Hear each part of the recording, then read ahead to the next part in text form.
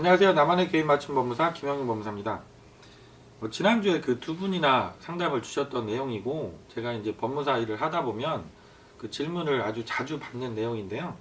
오늘은 그 전세권 설정과 확정일자 이 두 가지가 어떻게 다른지 이 부분에 대해서 말씀을 드리려고 합니다. 우리가 전세로 이제 생활을 하시는 경우에 가장 걱정하시는 것이 이제 임대 기간이 만료된 이후에 보증금을 내가 제대로 받을 수 있느냐 이 문제죠.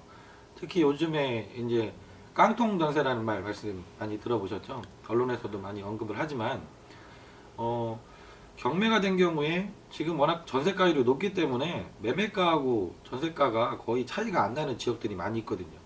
이런 집들이 만약에 집주인이 사정이 안 좋아져서 경매로 넘어가게 되면 보증금을 다 회수하지 못하는 상황이 될 수도 있고, 이래서 더더욱 문제가 되고 있는 것 같습니다. 그래서 보증금을 내가 안심하고 돌려받을 수 있도록 조치를 어떻게 해놓으면 좋은지 이 부분을 고민을 많이 하시는 것 같아요. 이거를 가장 간편하게 해결할 수 있는 방법이 확정일자 제도죠.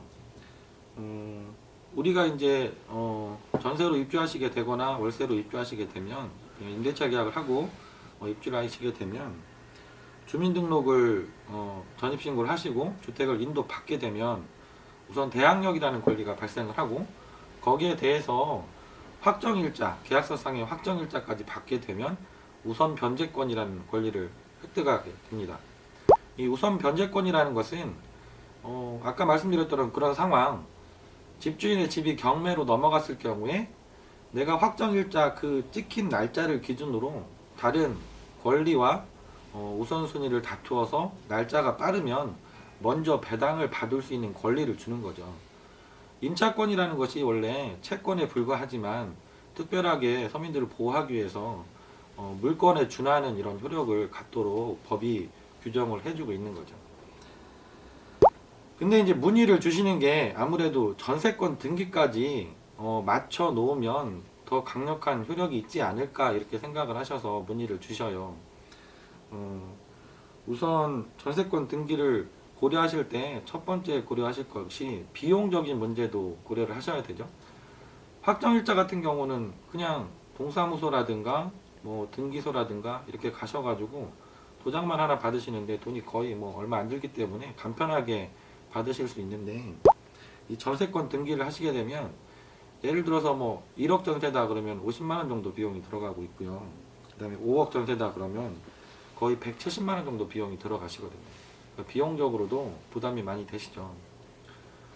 이거 이외에 가장 큰 차이점은 한 가지가 있다고 생각하시면 되는데, 전세권은 물권입니다. 그래서 내가 임대기간이 만료가 되었는데 집주인이 보증금을 돌려주지 않는다, 나는 집을 비워주고 전세권 말소 등기까지 다 할 준비가 되어 있는데 보증금 반환이 안 된다, 그러면 전세권 설정 등기가 되어 있는 것 그 자체로 경매 신청이 바로 가능하십니다. 집주인의 집에. 근데 이제 확정일자만 받아 놓으신 임차권 같은 경우는 내가 강제 집행을 하기 위해서는 일단 임차권 반환, 임대 보증금 반환 청구 소송을 제기하셔서 몇 달을 거쳐서 소송을 거쳐서 판결문을 받으셔야만 집주인 집에 내가 경매를 넣어서 강제 집행을 할 수 있다는 거죠. 이게 상황이 좀 그런 상황이 정말로 실제로 닥치면 큰 차이가 발생하기도 합니다. 왜냐하면 경매가 바로 들어가 버리면 집주인들이 아무래도 다급하게 자기도 새로운 세입자를 구하기 위해서 노력을 하고 실제로 보증금을 빨리 반환해 주려고 애를 쓰거든요.